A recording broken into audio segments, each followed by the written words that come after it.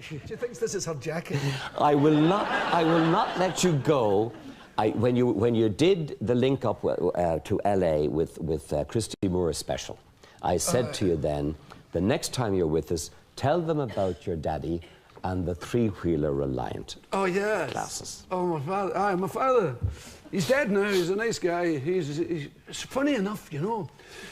And I think I see him a lot in Dublin. He was such an Irish-looking guy. You know how in Ireland you keep thinking you see Spencer Tracy. Spencer Tracy. You know, an awful lot of people look like Spencer Tracy in Ireland. Anyway, it may not. And you know what's brilliant? It's great to be in a country where people have got the same kind of hair as me. I'm Celtic. You can find me in the Book of Kells.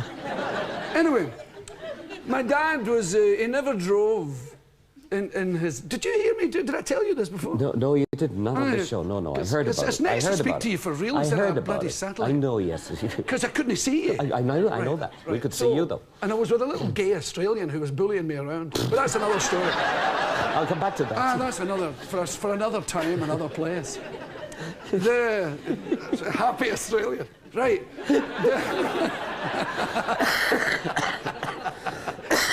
But, oh, sorry about this. My father, he never drove. He didn't get into it. Like a lot of men of his generation, he never had the money. And then when he had the money, he didn't have much of the inclination. He was a bit scared, actually. And towards the end of his life, he bought a Reliant. He phoned me out. She said, "Look, I've got a car. Do you want to come have a look?" And I thought, oh, my God, it was one of those fiberglass three-wheeled cars, a Reliant Robin. Now, they're probably brilliant, you know, and I've got no right to run them down, but they have certain failings. Like, in the winter, when you're driving in the snow, everybody else makes tracks in the snow. And between the tracks, there's a mound of icy crap. And that's for you with your Reliant. You got a wheel in the middle, you know. And there's a great danger when you press the accelerator, you'll feel the ground against the sole of your foot. So I was up to see him, and he was coming for dinner to my house. Glasses. Aye. He wore glasses all the time, my father. He had several pairs of glasses. They all used to sit in his chest. He had glasses for the telly, and glasses for reading, and glasses for listening to the wireless, you know. But he came to my house and he was late, and I said, "Well, what kept you? The dinner's drying up in here." He says, "Oh, jeez," he says, I drove here wearing my reading specs." I thought, oh, my God, I was expecting carnage and smoke on the roads. He said, and there was a wee steamy bit in the windscreen where his nose had been. So I said, come in. And as a joke, as a whimsy, I said, "You should get one of them prescription windscreens anyway." I just made it up. I said, "Did you get your optician to get you one of them prescription windscreens? You can forget your glasses and just drive." He says, "Oh, can you get there?" And I said, "Aye, I read it in the magazine." She "It's too late now to deny it. I didn't want to hurt his feelings." I said, "Yeah, I read it in the magazine. It's a thing." You know. Bring the magazine up to me. Go on, as if you got it here.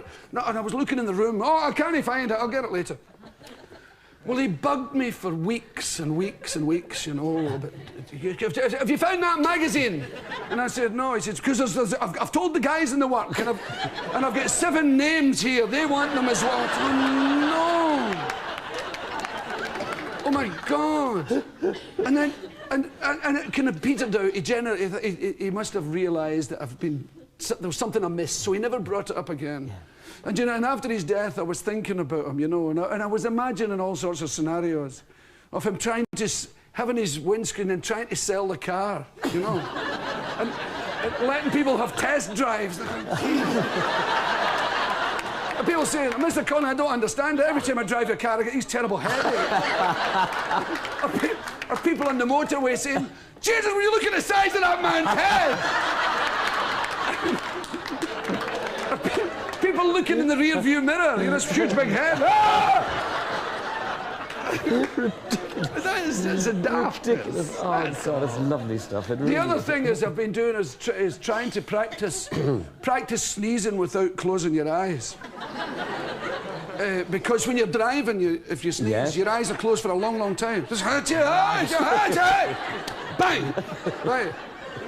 But the only problem with it is when you open your eyes when you sneeze, your face doesn't scrunch up like that. You go,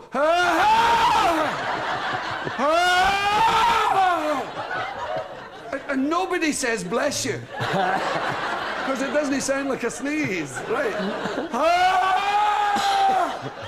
And people seeing you in the rear view mirror panic.